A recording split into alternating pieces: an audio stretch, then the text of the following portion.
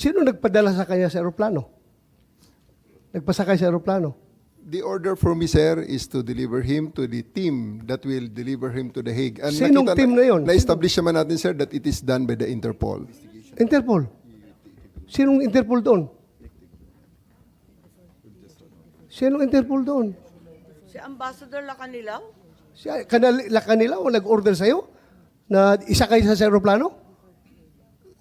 Sir, I think we have already established. Yung order ko is for me to deliver him to the 250th wing and deliver him to the team. Okay, at assist the nandun na team. siya sa 250th wing.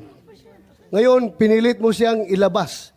Nakita ko pa yung matanda, humawak sa lamisa. Ayaw siya magpadala sa'yo. Ayaw niyang sumakay sa aeroplano. Sino nag-order sa'yo na isakay siya sa aeroplano? Sino nag-order sa'yo? Can I defer the questions, sir? The answer to the questions to the SOJ, considering that I have a team you of are the the PG one there. there. Wala si SOJ doon. Ikaw ang nagkarga sa kanya sa aeroplano. Kaya tinatanong kita, who gave you the order? Still, sir, I take my orders from the Chief of the Philippine National Police. So, Chief PNP, you give the order to have former President Duterte board the plane?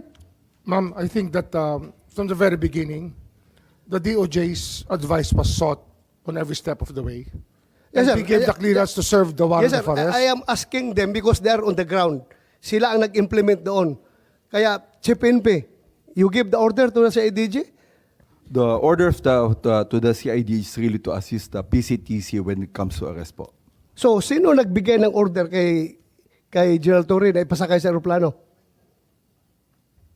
It's always the guidance that ang ano po namin is really to assist ang PCTC po. Kaya nga, PCTC. PCTC Were you the kayo? one who ordered the boarding of President Duterte sa aeroplano? Yes, General Alcantara, please.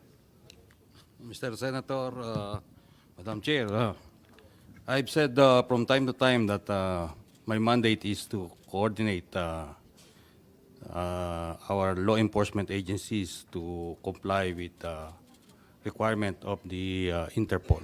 Correct. I believe you, sir. Coordination ka lang.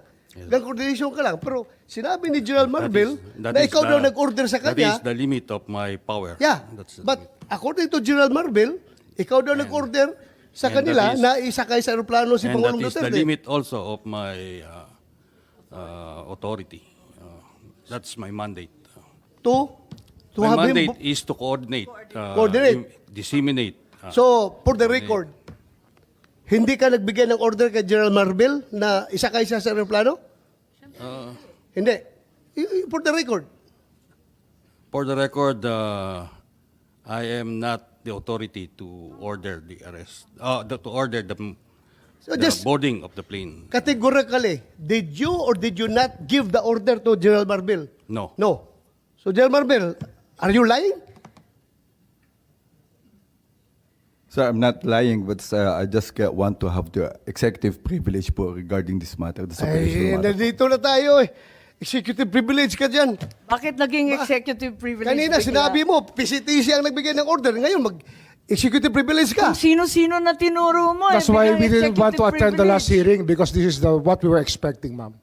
We didn't want to be bullied into a position. No, we're not bullying you, sir. Nobody's bullying. We're not I bullying think you, that sir. We're not bullying you, sir. you're trying to make people admit something that they will not admit. Well, And no, executive no, we're privilege is a trying to valid derive excuse information. not to answer any Secretary question. President Remulla. Duterte is already at The Hague. Tapos na We're ang asking boxing. kung sino nagpadala doon sa kanya.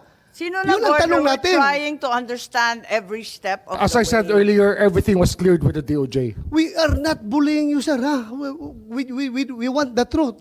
That's why if we So, try sir- to make a person admit something that should not be admitted, it means that there is something more to it, which is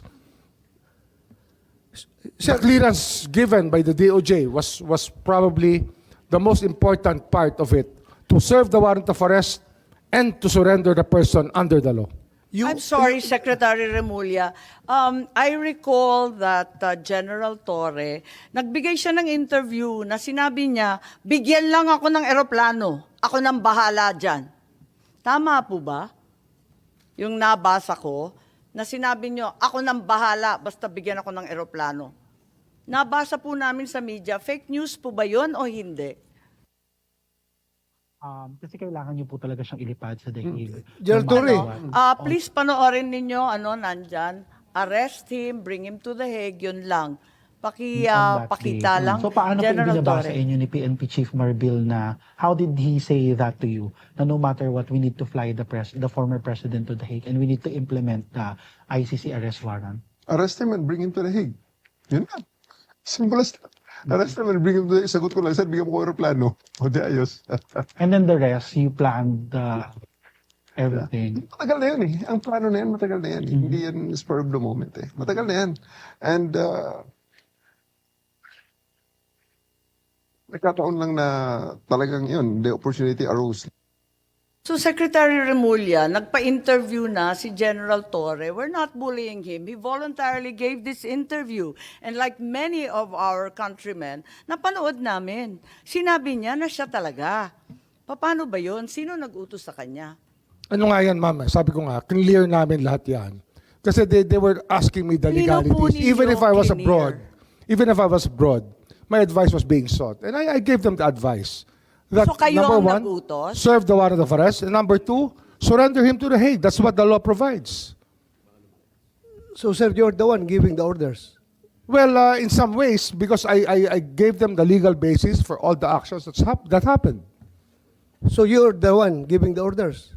If I have to be the one, then if I am the one No, sir. that is referred to, I will admit it. Kasi that I gave the clearances to number one, serve the warrant of arrest as I saw it, as I deemed fit, and number two, to fly him to the Hague to be surrendered under Section 17 of Republic Act 9851. Iba And kasi, then that is, I caused this through my brother, Yes, who sir. is the Secretary of the Interior and Local Government. sir, giving orders is different from giving clearance. Klaruhin natin ito. Well, Ang tinatanong ko is, sinong nag-utos? Because PNP is a uniform organization. Hindi yan gagalaw kung wala mag-uutos.